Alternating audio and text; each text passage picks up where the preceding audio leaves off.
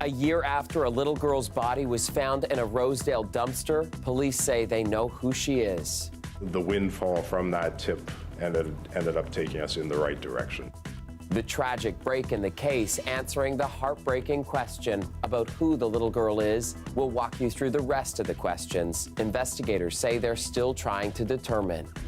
There's programming all day from noon till 6 o'clock. There's music, there's circus.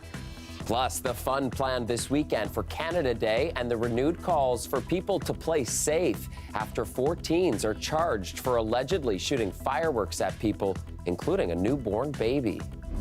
It's insidious. It took a lot of ingenuity on the part of these fraudsters.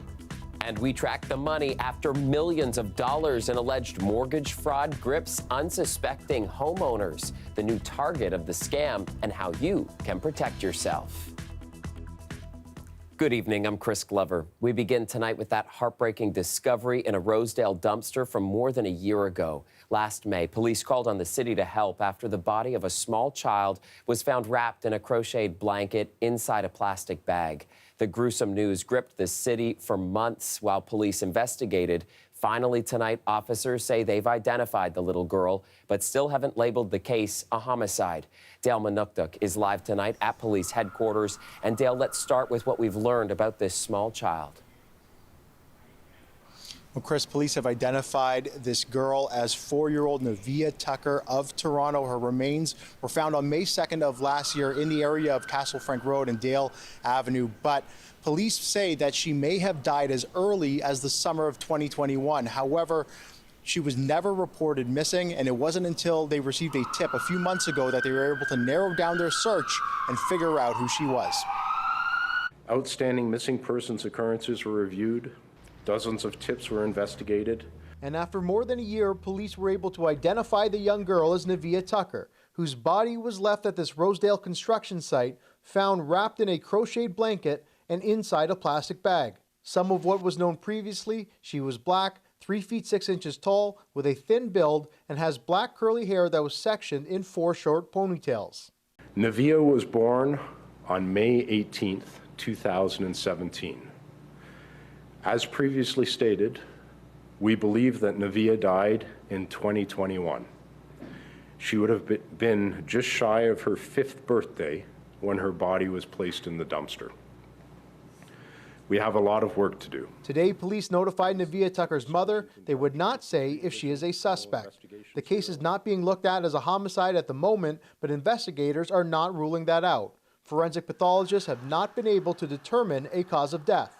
But at least they know who she is, thanks to the tip they received. It actually did identify somebody else as being the potential victim, but the windfall from that tip ended up taking us in the right direction. The discovery of Navia's body rocked the Rosedale community. A local minister and his congregation have been working hard to keep her memory alive.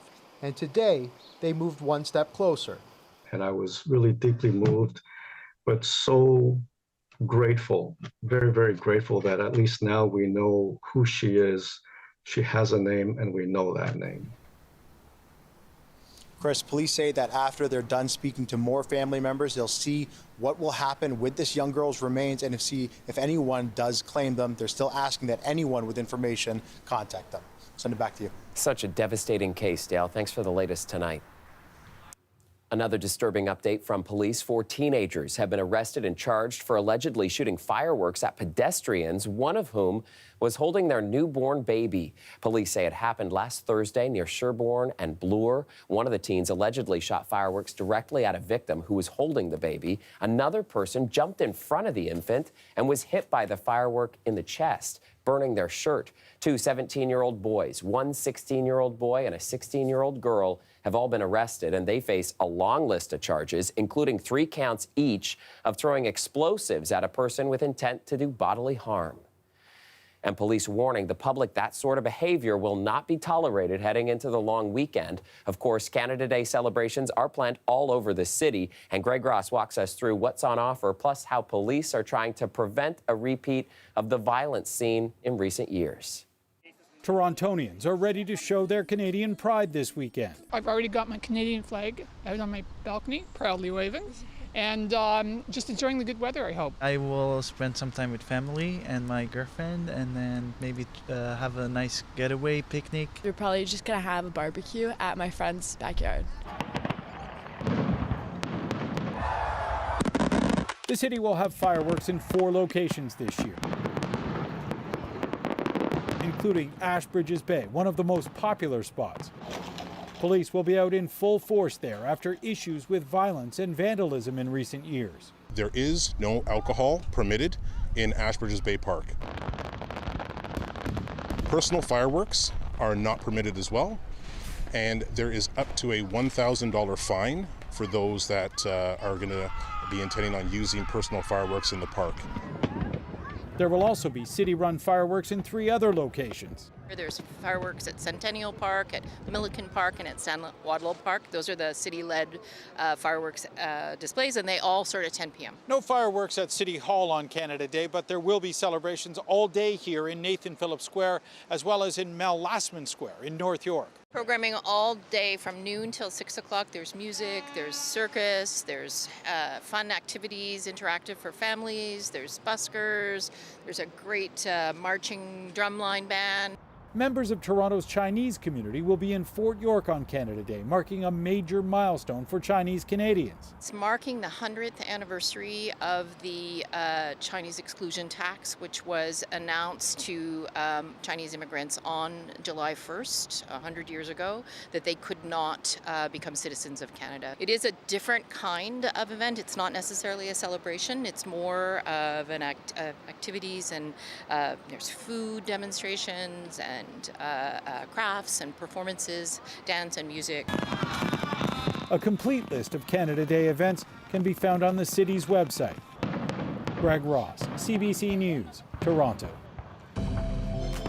And so many fun things to do this holiday weekend as we look live at the Harbor Shot tonight. Let's check in with Colette as to how the weather will cooperate. Colette, at least we see the smoke has really cleared out. Yeah, that's right, Chris. So at least parts of Ontario, the GTA certainly able to take a bit of a breather with improving conditions with the air quality and the smoke. But it was a nasty day in terms of what was happening through Windsor, Chatham-Kent, southwestern Ontario with very high levels, seeing that into tonight. But we will get some improvement there as we go through tomorrow. So still several areas, including eastern Ontario as well, in that air quality statement. So looking at the forecast for tomorrow, let's concentrate on that. Moderate, so it's not gone. We're still going to be dealing with some of this in the GTA as we go through the day on Friday and into the holiday weekend. And tomorrow, although it improves, still in that high region and very high for your UV index there for the Windsor area. Overnight tonight, yes, showers and scattered thunderstorms. So the lows hit earlier in the night, and then the temperatures will actually be rising a little bit. 24 degrees for tomorrow afternoon, feeling closer to 30. Now, I do anticipate some showers and thunderstorms still in the morning. They become much more isolated with more sunshine in the afternoon. All right, Colette, and we're looking forward to that Canada Day forecast a little later on in the broadcast. New information tonight about the knife attack at the University of Waterloo from yesterday. 3 people were wounded, and police believe the stabbings were hate-motivated, targeting a gender studies class. We're being careful, but also quite direct, and we believe this was a targeted, specific attack related to gender expression and gender identity. A 24-year-old former student, Giovanni Villalba Alman, has been arrested and faces multiple charges. The stabbings sent a 38-year-old professor and 2 students to hospital with serious but non-life-threatening injuries. Now, about 40 students were in the classroom at the time of the incident. To Brampton now, where a 13-year-old boy who was struck by a car while riding an e-scooter earlier this month has died. A GoFundMe page has been set up to help support the family. Overwhelming outpouring of love and support, again, from strangers, from friends, family, from co-workers, from people, parents of kids who were in school with Mackay. Words can't really express it. The collision happened on June 14th in Brampton, and the teen, who has been identified by his family as Mackay, was struck by a driver while riding an electric scooter on the road. The driver remained on scene, and Mackay was rushed to hospital in life-threatening condition. He died 5 days later. A public viewing will be held on July 7th in Mississauga. The family of a missing Indigenous woman from Barrie is pleading for help tonight. The 26-year-old hasn't been seen for almost 3 weeks, last spotted leaving her home. Talia Ricci reports on the expanding search effort. With every hour that passes, Autumn Shaganash's family becomes more desperate for answers. She had just said that she was going to go to a friend's and she'll be back later. And then she texted me around maybe 11 to midnight on that same night, said she was going to stay out and that she'll be back in the morning. And so she told me goodnight and I love you. That was June 9th. The family says they haven't seen the 26-year-old since she left her family home in Barrie that night. Video shared with CBC News shows Autumn leaving her home and minutes later passing a nearby convenience store and crossing the street to meet someone. Her family says this video shows her leaving a residence the next morning. 9:30, 9:40 in the morning the next day, she said, "Can you pick me up?" By the time I could respond was 3 minutes later. My message didn't deliver. She didn't give me a location where she was at. But yeah, she didn't respond to me. That night, I was wondering, how come she's not on her phone? She's not messaging anyone. And that's when I started to worry. Barrie police say the 26-year-old was reported missing on June 12th and the investigation is ongoing.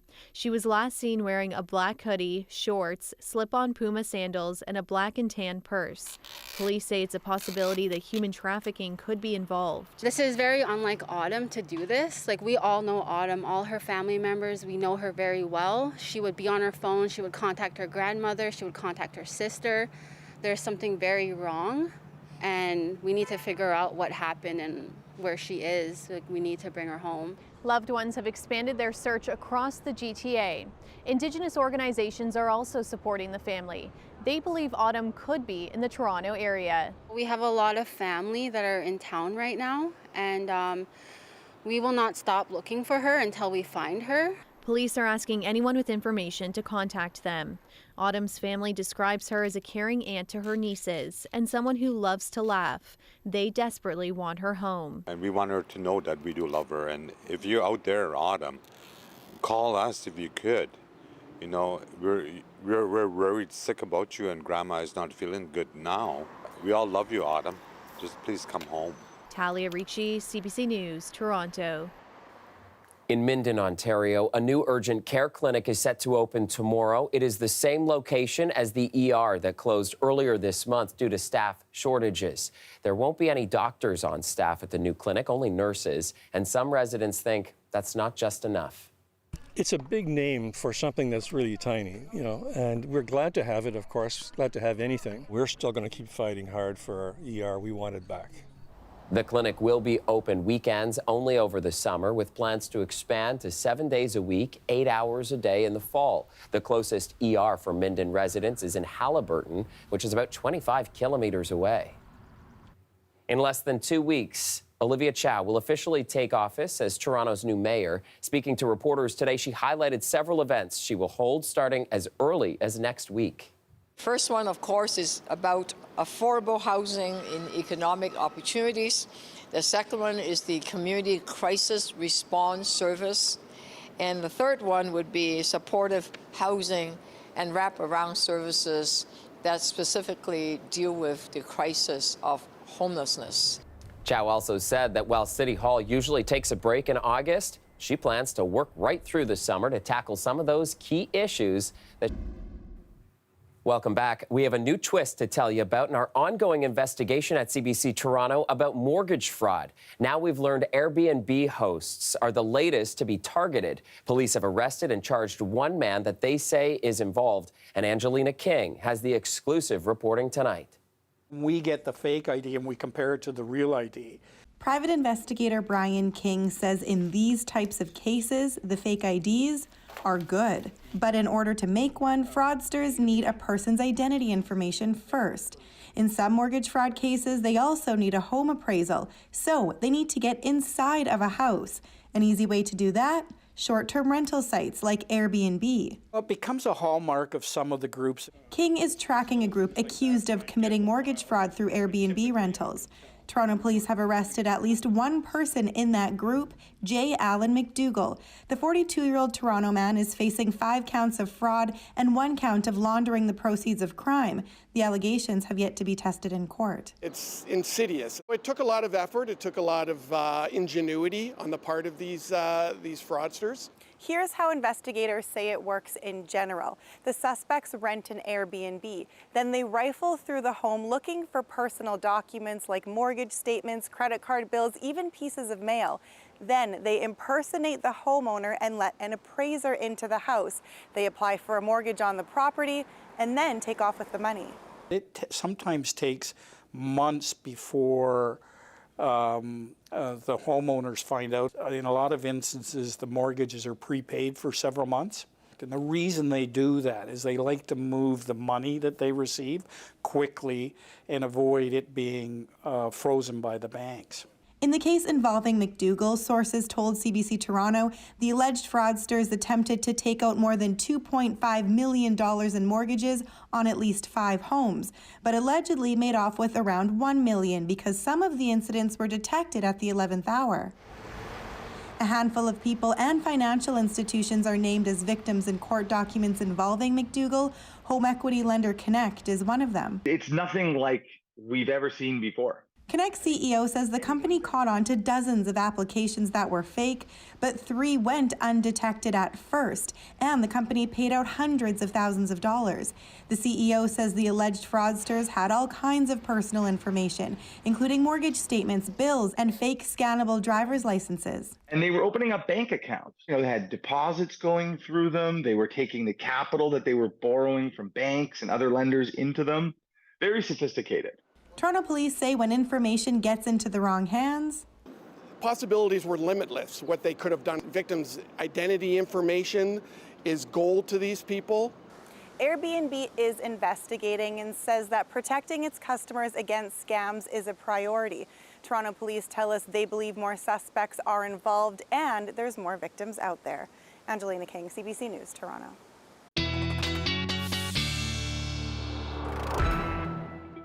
Let's get back to Colette now for a look at the long-range forecast because everybody wants to know what is the game plan for this weekend, Colette.